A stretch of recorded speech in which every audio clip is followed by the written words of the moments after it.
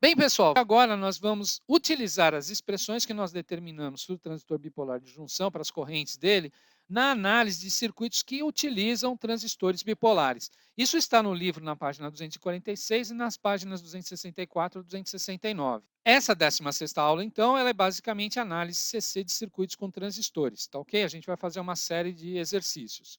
Ao final dessa aula, você deve estar apto a utilizar as expressões para as correntes do transistor na análise de problemas de polarização para análise propriamente dita, que é a determinação de correntes e tensões no circuito, dado um circuito que já está pronto, com valores de resistores, transistores, etc. E também para realizar a síntese, que na verdade é o projeto, ou seja, escolha de componentes para valores de correntes ou tensões que a gente deseja no circuito. A gente vai ter oportunidade de trabalhar esses dois pontos de vista, tanto a análise como a síntese. Bom, só para recordar, nós tínhamos falado que o nosso transistor bipolar, ele segue estas duas expressões, IC igual a IS e a VB sobre VT e E igual a IS sobre alfa e a VB sobre VT, de tal maneira que eu posso estabelecer aqui um modelo para o nosso transistor baseado num gerador de corrente vinculado e num diodo aqui, tá certo? A gente falou isso na aula passada. O que a gente vai fazer agora? A gente vai aplicar esses nossos conhecimentos em circuitos de polarização de transistores. Então, notem que aqui eu tenho um transistor NPN e eu coloquei uma certa polarização aqui.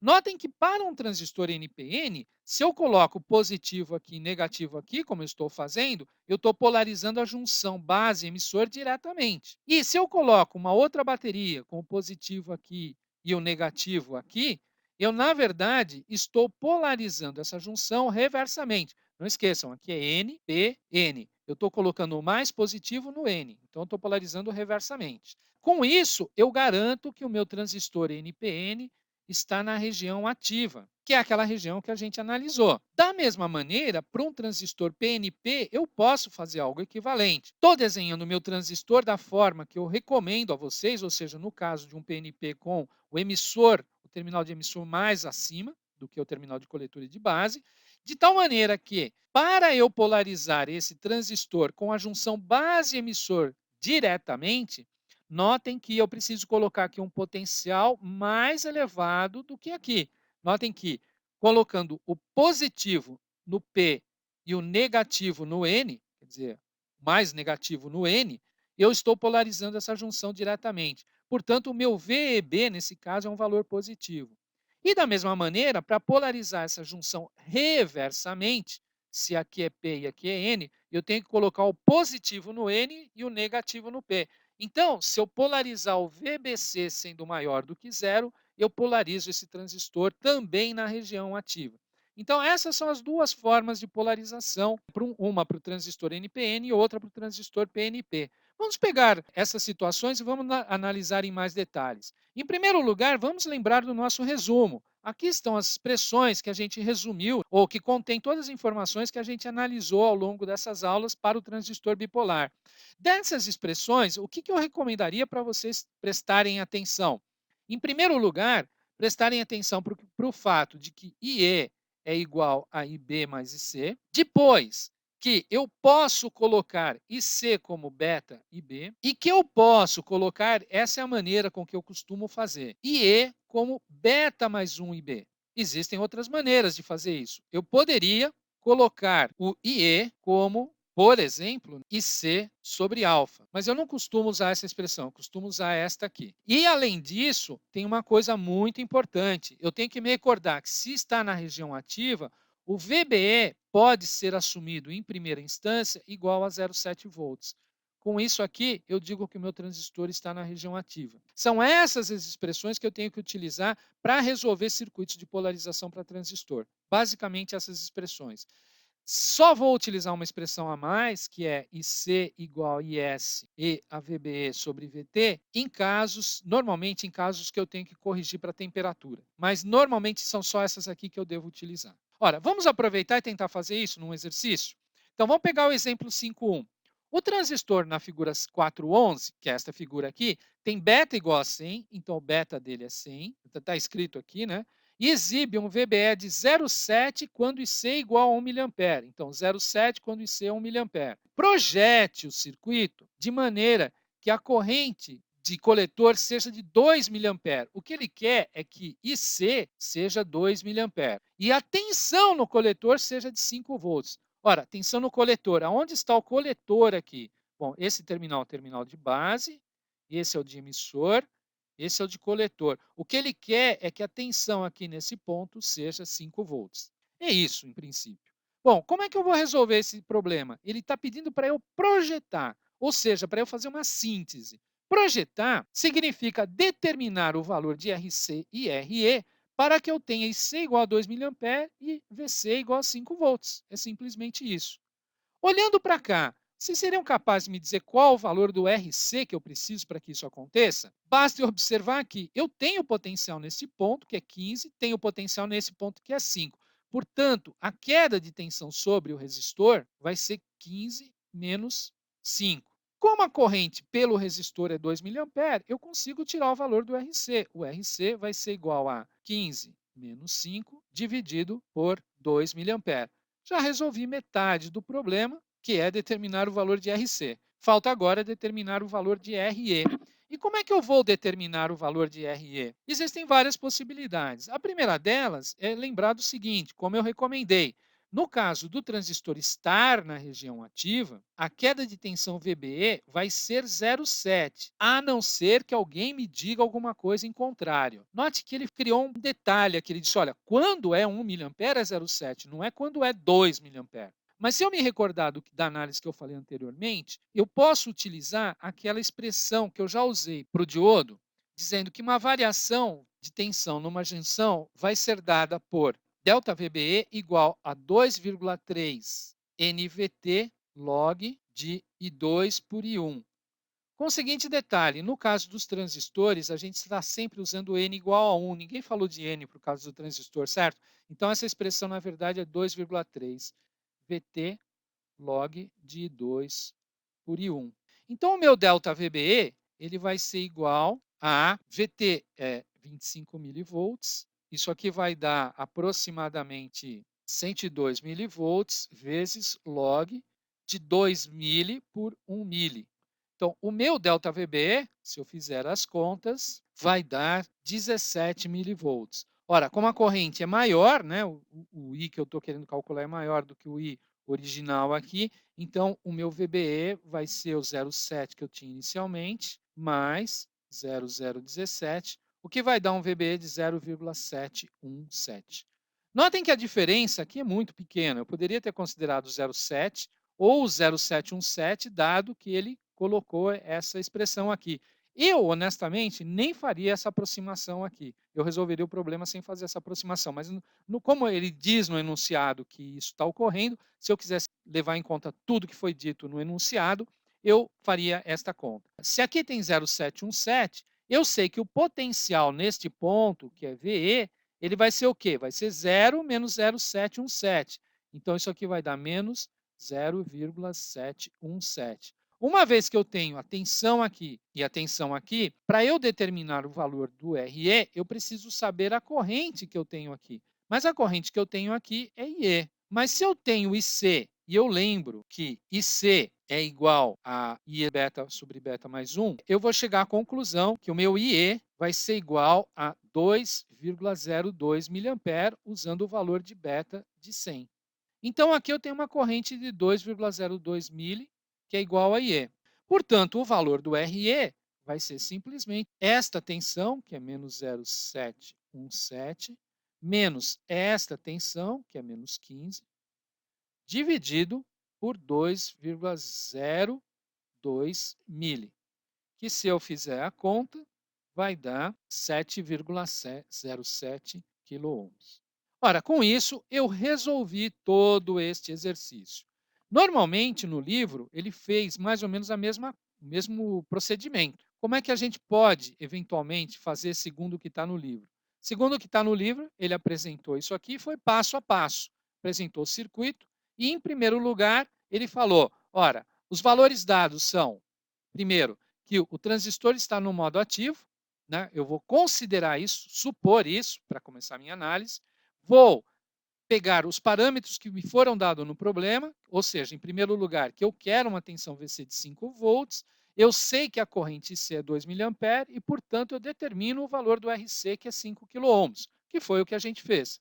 Depois, eu sei que o meu VBE deve estar em torno de 0,7 e sei que a tensão neste ponto vai ser igual a menos VBE. Qual que é o valor exato de VBE? Se eu quiser calcular o valor exato de VBE, ele me disse que o VBE é 0,7 a 1 mA. E, portanto, o novo VBE, que eu chamaria de VBE 2, né, e não VD, eu roubei isso aqui do diodo, né? O meu VBE 2 vai ser igual a 2,3, esse N é 1, VT log de IC2 por IC1. Então, basta eu fazer a conta aqui e chegar à conclusão que o meu novo VBE a 2 mA vai ser 0,717 volts. Portanto, isso aqui vai dar menos 0,717. Como eu tenho agora esta tensão e esta, basta eu determinar esta corrente, que nada mais é do que IC, como eu tinha colocado, né, igual a IE, que é o valor de corrente que eu tenho, dividido por beta vezes beta mais 1. Basta vocês pensarem um pouquinho, vocês vão ver que isso está correto. O que acontece? Com isso, a gente chega à conclusão que o valor vale 2,02 mA. O que acontece? No livro, para calcular isso, ele faz uma coisa um pouquinho diferente. E eu vou criticar o que ele faz. Ele diz, ora, IE, com certeza IC mais IB. Isso ele está perfeito, está correto. Basta eu calcular o valor do IB. Ele pega e calcula o valor de IB, que é 2 mA dividido por beta, vai dar 20 microamperes. E aí ele fala, então o IE vai dar 2,02 mA.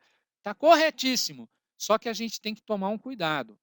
Quando a gente faz a conta do IE através dessa expressão, fazendo o IE ser a soma de IC mais IB, o que acontece? Notem que, normalmente, o IC e o IE eles são valores muito próximos e grandes, elevados. Portanto, o IB ele vai sair como resíduo desses dois valores. Se eu não fizer o cálculo com o número de casas decimais adequadas, eu posso incorrer em erros que me complicam muito a vida. Então, o que eu recomendo para vocês, em primeiro lugar, é procurar evitar de usar esta expressão para determinar a relação entre E, C e B, principalmente para determinar o valor de B. Aqui ele não usa essa expressão para determinar o IB, menos mal, ele não faz pela diferença entre C e E, ele faz direto pela expressão. Mas eu recomendo que vocês façam sempre direto pelas expressões e usem essa expressão aqui apenas para verificação. Com isso eu terminei o meu problema? Não, na verdade eu não terminei o meu problema. E por que eu não terminei o meu problema? Porque eu sempre devo, ao final dele, garantir que realmente o meu dispositivo, o meu transistor, ele está na condição de operação que eu imaginei inicialmente, que eu fiz como suposição, ou seja, que ele está na região ativa. Vamos verificar no nosso caso se ele está na região ativa? Vejam que a tensão de coletor é mais alta que a tensão de base, e, portanto, essa junção está reversamente polarizada, como deveria ser, e a tensão de base é maior do que a tensão de emissor, portanto, essa junção está diretamente polarizada. Com isso, eu posso afirmar que o meu transistor está exatamente nas condições desejadas. Ele está polarizado na região ativa e, portanto, todos os meus cálculos são válidos. Perfeito. Aqui ele calculou RE, né? Vamos passar a outro exercício? Considere o circuito mostrado nessa figura aqui, o qual está redesenhado na figura 4.16 apenas para lembrar o leitor da convenção que a gente emprega. Desejamos agora analisar esse circuito para determinar todas as tensões nodais e correntes dos ramos. Vamos supor que o beta é 100, então eu estou supondo aqui que o beta é igual a 100. Ó, gente, ele colocou as fontes aqui só para a gente entender o que ele está falando. Então, notem, quando ele diz que aqui é mais 4 em relação ao meu potencial de referência, que é esse potencial aqui. Então, a gente pode trabalhar com esse circuito ou com este aqui. Este aqui, obviamente, ocupa menos espaço, a gente diz que ele é mais elegante. Bom, vamos trabalhar, então, com um desses circuitos? Vamos utilizar este aqui, que a gente já sabe. Notem que agora ele deu o valor dos resistores e não falou nada sobre um possível valor de VBE, que é função da corrente que circula. Então, a primeira coisa que eu vou considerar é que, uma vez eu suponho TR na região ativa. Com isso, eu posso dizer que o meu VBE vai ser 0,7 volts. Vamos ver o que ocorre se eu fizer isso? Se eu supuser que o meu VBE é 0,7 volts, eu tenho que o potencial nesse ponto vai ser 4 menos 0,7, que vai dar 3,3 volts. 3,3 volts dividido, uma vez que aqui é zero, por 3,3K, vai dar uma corrente aqui que vai ser 1 miliampere. Quem é essa corrente 1 miliampere? É a corrente, uma vez que não tem corrente saindo por aqui, é a minha corrente IE. Então, o IE é igual a 1 miliampere. Se eu tenho IE e eu sei o valor de beta, que é 100, eu posso determinar agora IC e IB. O meu IC vai ser beta sobre beta mais 1 IE, que vai dar, então aqui é beta sobre beta mais 1, né, vezes IE, que vai dar 0,99 vezes 1 miliampere, que dá 0,99 miliampere circulando por aqui. Como eu tenho a tensão aqui 10 volts e agora eu tenho a corrente e o valor da resistência, eu sou capaz de calcular essa queda de tensão, que vai dar quanto? Vai dar 0,99 mili vezes 4,7K. Em outras palavras, a tensão neste ponto vai ser 10 menos esta queda de tensão, que vai dar aproximadamente 5,3 volts. Por fim, vamos calcular o IB. Como eu disse, o que eu recomendo é calcular o IB como sendo IC sobre beta ou IE sobre beta mais 1. Usar a relação para calcular e não a soma IE igual a IC mais IB. Então, se eu fizer essa conta, eu vou chegar à conclusão que o meu IC, por exemplo, é 0,99 dividido por beta, eu vou ter um IB de 9,9 microampere. No livro, novamente, ele insiste em calcular o IB fazendo a subtração de IC e IE. Portanto, ele chega à conclusão que ele pega IE menos IC e calcula o IB. Notem que aqui ele chegou neste valor. Vejam que aqui ele já perdeu um pouquinho da precisão que a gente poderia ter. Então, eu não recomendo fazer dessa maneira. Não está exatamente errado, mas se eu não usar o número de casas conveniente, eu posso cair em erro. Então, eu recomendo a vocês fazer sempre desta maneira aqui. Com isso, eu calculei os potenciais no meu circuito. O que falta eu fazer, que a gente nunca deve esquecer? Verificar ao final da resolução se o TR está na região ativa. Nós devemos sempre fazer isso. Então, vamos nos certificar que isso ocorre? Para isso, eu verifico os potenciais. Aqui está em 5,3, aqui está em 4. Então, essa junção ela realmente está reversamente polarizada. Perfeito. Aqui está em 4 e aqui está em 3,3. Perfeito, está diretamente polarizada. Então, eu resolvi esse problema de maneira adequada.